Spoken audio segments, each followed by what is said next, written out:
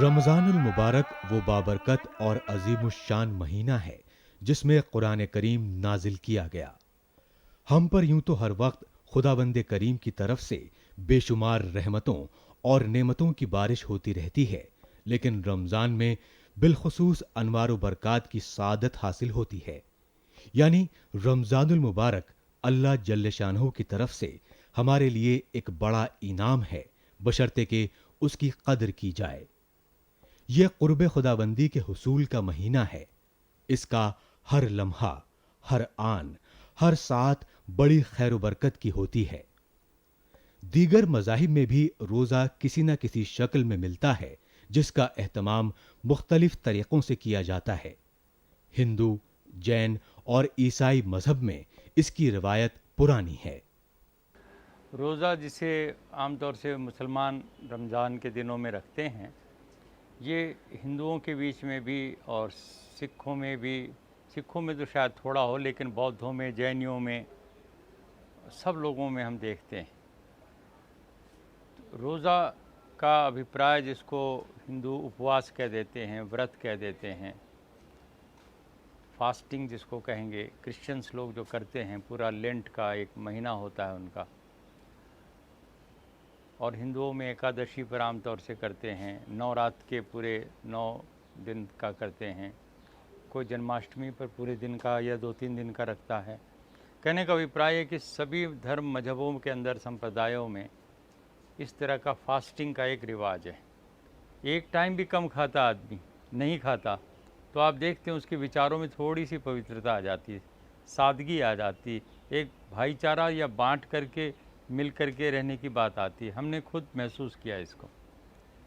تو روزہ اور رمضان کا یہ پوتر مہینہ اس بات کے لیے پروفٹ صاحب نے ہمیں تیار کر کے دیا کہ وہ کم سے کم 1 مہینہ، سال میں 1 مہینہ تمہارا ایسا گزرنا چاہیے جہاں تم عبادت پر سمے لگاؤ، خالی اپنی دنیاوی سوچ کے بارے میں مت لگو، اپنے اندر جانے کی کوشش کرو، خدا کو، اللہ تعالیٰ کو، پرماتما کو، ایشور کو۔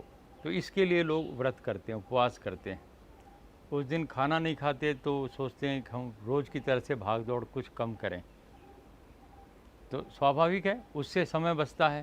سمے بچتا ہے تو اس میں کوئی تاش کھیلنے کے لیے نہیں ہے، کوئی سنیما دیکھنے کے لیے نہیں ہے، بلکہ اندر جانے کے لیے۔ اندر کا مطلب میں کون ہوں، میں کس لیے آیا ہوں، میرا جنم جو ہوا ہے اس دھرتی پر، پرماتما نے، ایشور نے مجھے کیا سوچ کر کے یہ منوشیہ کا چولا دیا، اور کیا میں اس راستے پہ چل رہا ہوں کہ نہیں چل رہا ہوں۔ یہ عبادت کے دوارا اپنے اندر ایک تلاش جو ہونی چاہیے، اس کے لیے ایک وقت ملتا ہے، اور اس میں روزہ بہت بہتر کارگر چیز ہے۔ ماہ رمضان کے شروع ہوتے ہی ہر شخص مساجد کا رخ کرتا ہے اور اپنا زیادہ سے زیادہ وقت عبادت میں گزارنا چاہتا ہے۔ رضائے الہی کے لیے ہر کوئی وہ کام کرنا چاہتا ہے جس سے بس اس کی خوشنودی حاصل ہو سکے۔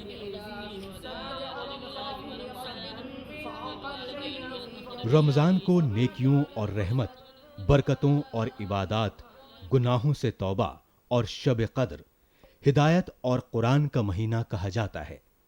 رمضان کا مہینہ جو ہے جس کے اندر کے روزے فرض کیے گئے، اس کا قرآن کریم میں جو تذکرہ ہوا ہے وہ بہت دلچسپ ہے۔ اس میں کہا گیا، اے لوگو تم پر، ایمان والو تم پر روزے اسی طرح فرض کیے گئے جیسے کہ تم سے پہلے کی قوموں پر کیے گئے تھے۔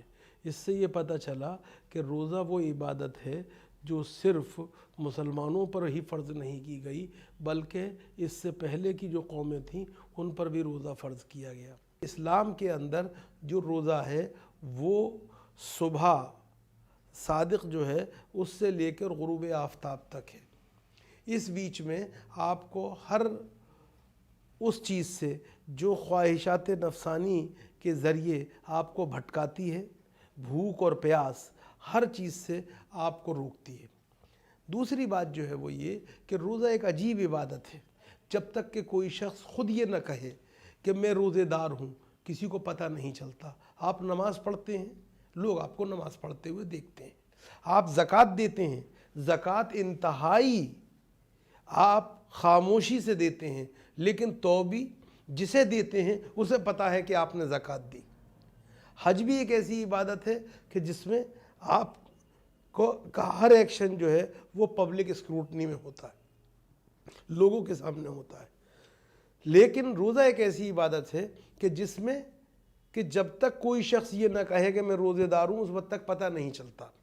دوسری ایک بات اور ہے، اللہ جل شانہ نے روزے کے اجر کو اپنے ذات تک محدود رکھا ہے، اور رمضان کے مہینوں کو اور روزے کی عبادت کو خاص اپنے لیے رکھا ہے۔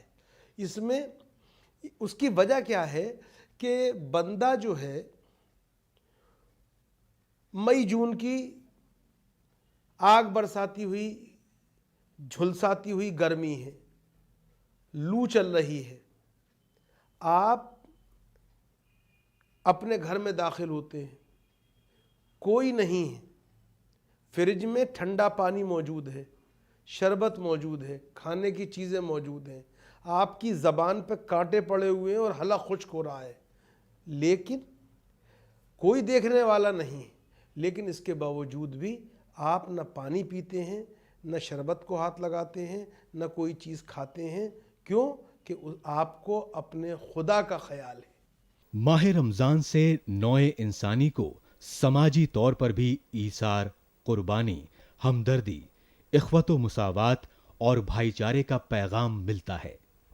غربا اور مساکین کے ساتھ برابری کا برتاؤ کرنا اور افطار میں انہیں بھی شریک کرنا، یعنی ہر وہ امر کرنا جو خدمت خلق کے لیے ہو، اس ماہ مقدس میں سبھی کا پسندیدہ مشغلہ ہوتا ہے۔ روزہ ہمیں زندگی بسر کرنے کے ضابطے سکھاتا ہے، ہمارے اندر ایک پاک جذبہ بیدار کرتا ہے کہ جس ڈسپلن کو لانے کے لیے ہم والنٹرلی اپنے آپ کو سبمٹ کر رہے ہیں، سرنڈر کر رہے ہیں، کوئی ہم کو زبردستی نہیں کر رہا ہے، ہم اپنی اچھا سے کر رہے ہیں۔ وہ تو وقت ہوتا ہے تھوڑا من کو شانت کرو اور شانت ہو کر کے اپنے اندر جا کر کے دیکھو کہ میرے اندر کیا کمیاں ہیں، میرے اندر برائیاں کون کون سی، تو اس کا بہتر استعمال تھوڑا سا اور اچھی طرح ہونے لگے تو اتنا کارگر طریقہ ہے کہ پوری دنیا کے لیے، اکیلے مسلمانوں کے لیے نہیں، یا جو دھارمک درشٹی سے ہندو اور دوسرے لوگ رکھتے ہیں، عیسائی لوگ، سب کے لیے یہ ایک اچھی چیز ہے۔ رمضان کا جو طریقہ ہے، روزے کا جو طریقہ ہے کہ اس روزے کو رکھتے ہوئے، اپواس کرتے ہوئے، سپتاہ میں ایک دن کر لو، سال میں ایک مہینہ کر لو، کوئی کسی طریقے سے کرو، لیکن اس کے دوارا شریر کی بھی پیوریفیکیشن، وچاروں کی بھی پیوریفیکیشن جو زیادہ مہتوپورن چیز ہے۔ وچاروں میں ہمارے راگ اور دویش دن رات ہم لوگ الجھے رہتے ہیں۔ جب ہم کھانا نہیں ملتا ایک دن دو دن کے لیے بھی تو من بڑا شانت ہونے لگ جاتا ہے، بڑی ایک پیسفل ہماری اسٹیٹ آف مائنڈ ہو جاتی۔ روزے رکھ کر کے ہم کم سے کم ایک بار باہر کی دنیا سے تھوڑا سا الگ ہٹتے ہیں اور اندر جانے کی کوشش کرتے ہیں، اپنے آپ کو سمجھنے کی کوشش کرتے ہیں کہ اس زندگی میں ہمارا اصلی مقصد کیا ہے، اس طرح جینے کا، ہم کھانے کے لیے کیوں جی رہے ہیں، اتنا کھائیں جتنا جینے کے لیے ضروری ہے، اتنا کپڑا لیں جتنا جینے کے لیے ضروری ہے۔ افطار کے وقت مختلف رنگ، زبان اور نسل کے لوگ ایک ساتھ دسترخوان پر بیٹھتے ہیں اور پورا ماحول روحانی ہو جاتا ہے۔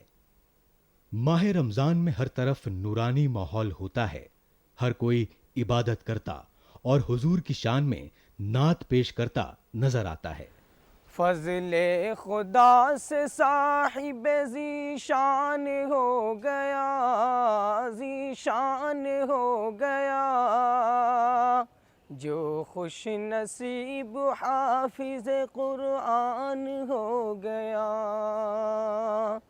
جو خوش نصیب حافظ قرآن ہو گیا، قرآن ہو گیا، اس کو جلا سکے گی نہ دوزخ کی آگ بھی، اس کو جلا سکے گی نہ دوزخ کی آگ بھی، اس کو جلا سکے گی نہ دوزخ کی آگ بھی، محفوظ جس کے سینے میں قرآن ہو گیا، محفوظ جس کے سینے میں قرآن ہو گیا۔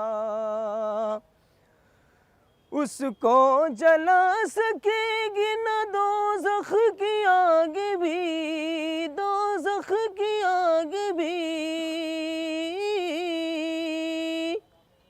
محفوظ جس کے سینے میں قرآن ہو گیا، قرآن ہو گیا۔ وہ والدین حشر کے دن ہوں گے تاجدار، وہ والدین حشر کے دن ہوں گے تاجدار، جس کا دلارا حافظ قرآن ہو گیا۔ وہ والدین حشر کے دن ہوں گے تاجدار،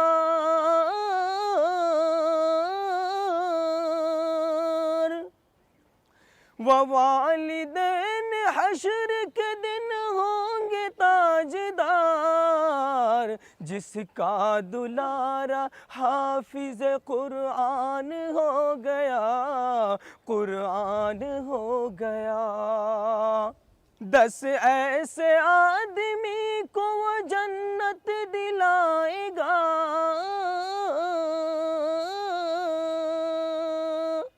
10 ایسے آدمی کو وہ جنت دلائے گا، دوزخ میں جس کے جانے کا اعلان ہو گیا، اعلان ہو گیا۔ 10 ایسے آدمی کو وہ جنت دلائے گا، جنت دلائے گا، دوزخ میں جس کے جانے کا اعلان ہو گیا، اعلان ہو گیا۔ حفظ قرآن پاک کی برکت نہ پوچھئے،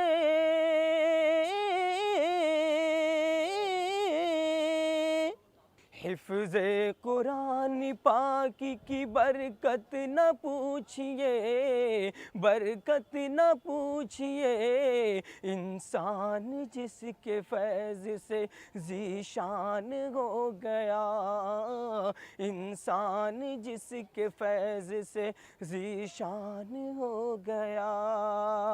حفظ قرآن پاک کی برکت نہ پوچھئے، برکت نہ پوچھئے، انسان جس کے فیض سے ذیشان ہو گیا، ذیشان ہو گیا۔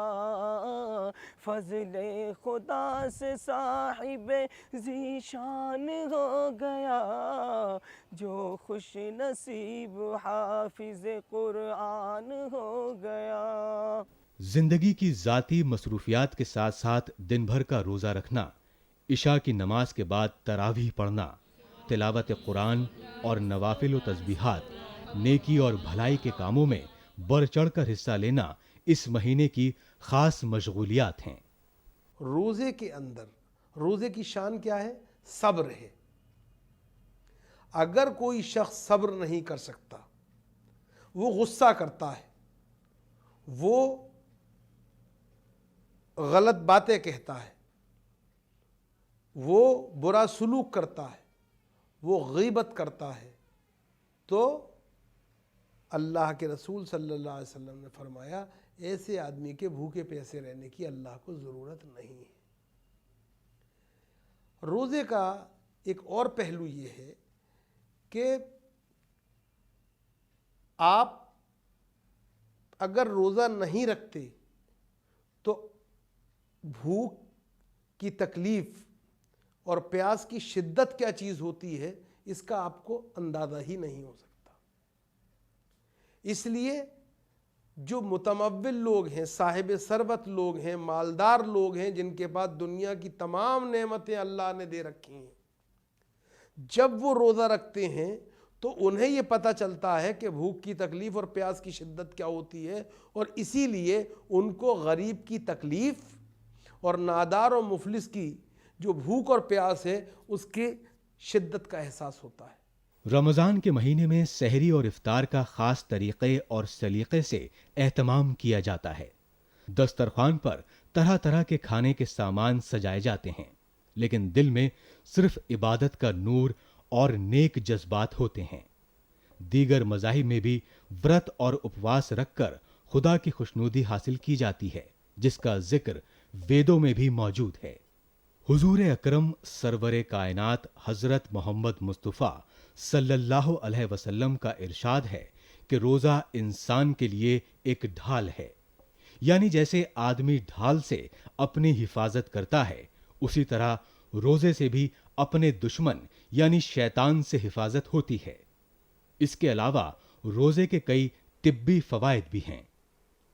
इनफरादी तौर पे अगर आप देखें एज एन इंडिविजुअल आपको क्या फ़ायदा होता है, तो आपको ये पता चलता है हर मशीन जो है उसको सर्विसिंग की ज़रूरत होती है। आपका जिस्म जो है वो भी एक मशीन है, आज़ा उसके कंपोनेंट्स हैं। आप जब रोज़ा रखते हैं तो अपने मैदे को, अपने निज़ाम हज़म को, हर चीज़ को आप एक आराम देते हैं। और याद रखिए दुनिया में लोग ज़्यादा खाने से मरते हैं, कम खाने से नहीं मरते। ज़्यादा खाने से बीमारियां पैदा होती हैं, कम खाने से नहीं होती हैं। तो मैं जब ये बात कह रहा हूँ तो माल न्यूट्रिशन को नहीं कह रहा हूँ, ये ख्याल लगिएगा। मकसद क्या है कि जब आप कम खाते हैं तो आपके जिस्म को के अंदर जो फासिद मादे हैं वो इसमें निकल जाते हैं। नंबर 2, आपके जिस्म पर जो ज़्यादा चर्बी या फैट जिसे कहते हैं आप आजकल कोलेस्ट्रॉल जो है वो उसका बहुत बड़ा मेनिस और मीनिया है जी, उसके वो पिघलता है।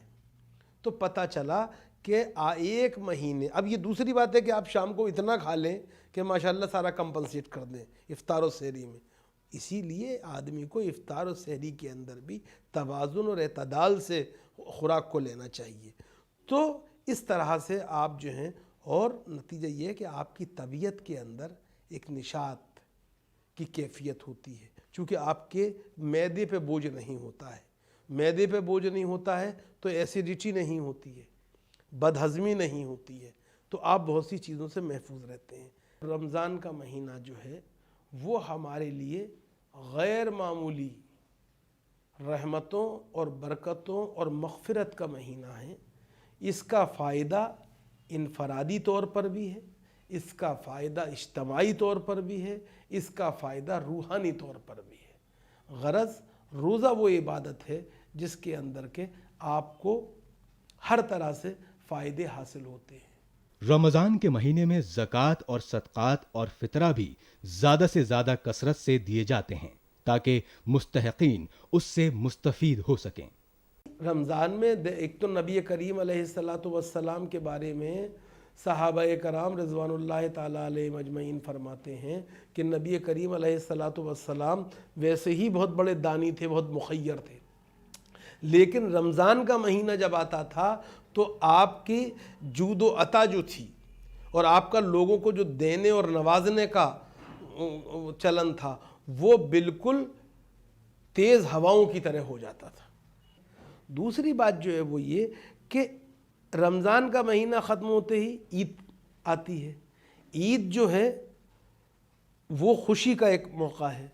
तो जो हमारे समाज के गरीब, नादार, मुफलिस लोग हैं, मिस्कीन हैं, वो ईद की इन खुशियों से महरूम ना हो जाएं, हम उन्हें भी उनमें बराबर का शरीक करें, इसलिए भी लोग देते हैं। और एक बात ये समझ लेने की है कि ईद जो है वो बुनियादी तौर पर जश्न नबुव्वत की ताज पोशी का जश्न है। वो ईद उल फित्र जो है वो नबुव्वत की ताज पोशी का जश्न है, चूँकि अल्लाह ने इसी मुबारक महीने के अंदर कुरान को नाजिल किया था जी। और नबी करीम अलैहिस्सलातु वस्सलाम जो थे उन्हें बहैसियत अल्लाह ताला ने मबूस फरमाया था।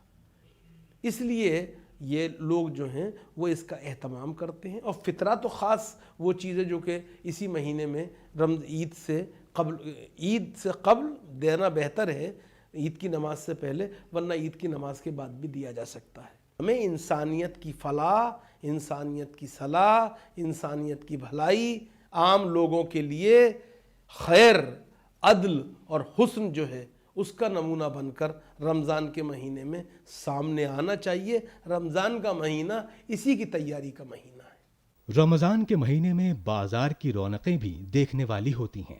لوگ سحری کی تیاری اور افطاری کا اہتمام نہایت سلیقے سے کرتے ہیں اور بازاروں میں کافی بھیڑ بھاڑ ہوتی ہے۔ دنیا کی شے بازاروں میں نمائش کے لیے رکھی جاتی ہے اور کچھ پکوان صرف رمضان میں ہی تیار کیے جاتے ہیں۔ رمضان کے مبارک دنوں میں خود زیادہ سے زیادہ نیکی کمانے کے ساتھ ساتھ دوسروں کو بھی نہایت سوز، تڑپ، نرمی اور حکمت کے ساتھ نیکی اور خیر کے کام کرنے پر ابھارنا چاہیے، تاکہ پوری فضا پر خدا ترسی، خیر پسندی اور بھلائی کے جذبات چھائے رہیں۔ ہم سب رمضان کی نعمتوں اور برکتوں سے زیادہ فائدہ اٹھا سکیں۔